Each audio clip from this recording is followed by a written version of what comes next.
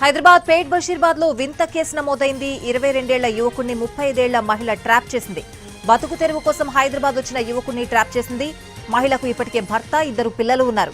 అయినప్పటికీ ప్రేమ పేరుతో యువకుడిని ట్రాప్ చేసి తీసుకువెళ్లింది మహిళ. నెల రోజులుగా యువకుడి ఆచూకీ లేకపోవడంతో ఆందోళన చెందిన పేరెంట్స్ పోలీసులకు ఫిర్యాదు చేశారు. చివరిసారిగా బైక్ పై వెళ్తూ ఉండగా సీసీ కెమెరాలో దృశ్యాలు రికార్డయ్యాయి. పోలీసులు కేసు నమోదు చేసుకుని దర్యాప్తు చేస్తున్నారు.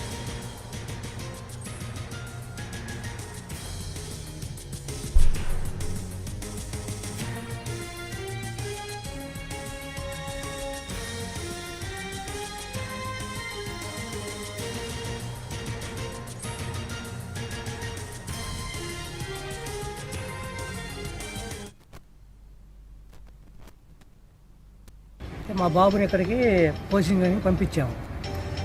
9వ నెల 9వ తారీఖు ఇక్కడ పంపించాము. పోకట్పల్లి ఏరియాలో సాయి దగ్గర పంపించాము.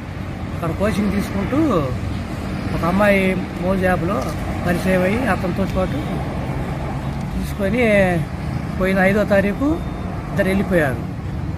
ఇప్పుడు 25 రోజులు అవుతుంది. వాళ్ళ హస్బెండ్ పేట్ బషీర్బాద్లో పోలీస్ స్టేషన్ కంప్లైంట్ ఇచ్చారంట.